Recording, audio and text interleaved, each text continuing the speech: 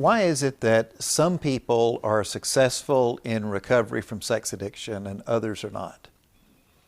I think there are probably many reasons that could account for this. The things that I see, first of all, typically is denial.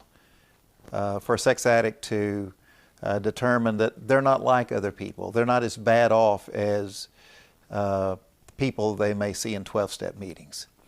Right along with denial is resistance. In fact, I see these as twins, denial and resistance. Resisting any efforts at recovery, resisting any efforts on the part of the spouse to say, hey, I think you need help. I think there's a problem. Then there are other factors. For example, laziness. A person that just does not want to put forth the effort necessary to do solid recovery work. Laziness is often a factor. Sometimes it's a person's intellect that gets in the way. Someone who is proud of the fact that they think out of the box, proud of the work they do, their vocation, and how they're problem solvers, and they can come up with new ways of doing things. And often a person like this will let their intellect get in the way. They will hear what therapists or sponsors say about this is how you do good recovery, and yet they look at it and think, you know, I can probably figure out a better way. I don't need to go to those meetings. I don't need to do the reading they're talking about. I can probably do a better job doing recovery on my own. Another factor is people just discounting 12-step meetings, determining that there's problems with them. I don't like this, I don't like that.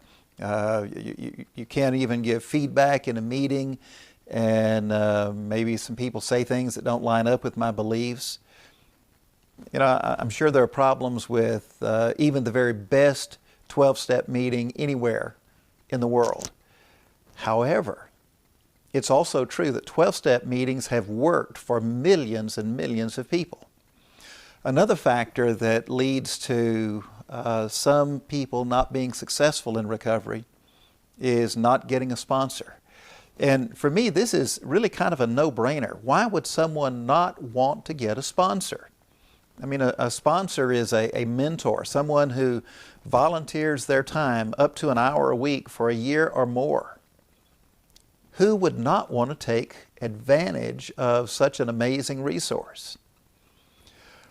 And yet there are people who have gotten a sponsor who go to meetings, and yet they still do not do well in recovery.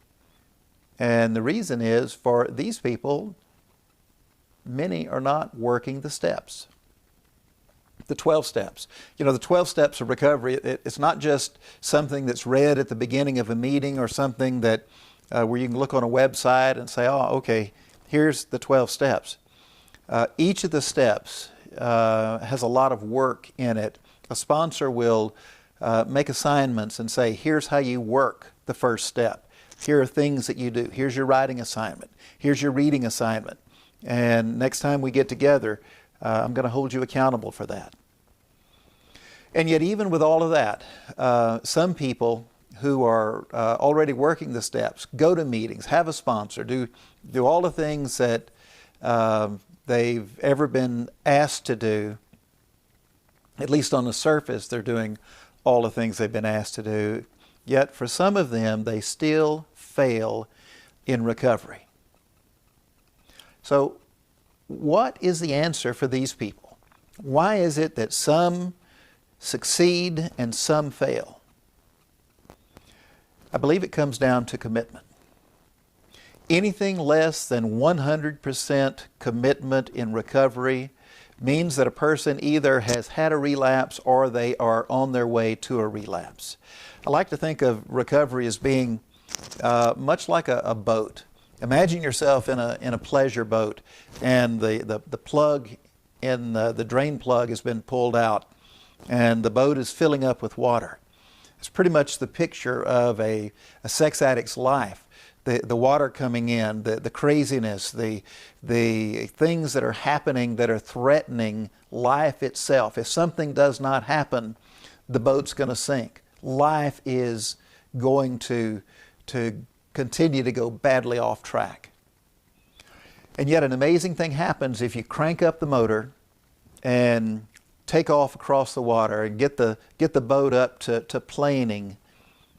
The amazing thing is water quits running into the boat. In fact, the water that's already in the boat starts to run out. And as long as the boat is moving forward, as long as the engine is pushing it forward, that boat is not in danger of sinking. The motor that pushes a person forward is recovery. Recovery is the thing that keeps a person's life afloat. Anything less than 100% commitment to recovery means that a person has stopped the engine, is allowing the water to get back into their life, allowing them to get back to a place where they are at risk, they are in danger. Recovery is the one thing you can't take a day off with. You can take a day off work. You may take a day off of a diet and say, oh, I won't do it today, but I'll go back to my diet tomorrow. But you can't do it with recovery. Recovery takes 100% commitment. And if you're not 100% committed to your recovery, then get ready. A relapse is on the way. But what I know is you can make that 100% commitment. You can be successful in recovery. I'm Dr. Milton Magnus, wishing you hope and freedom.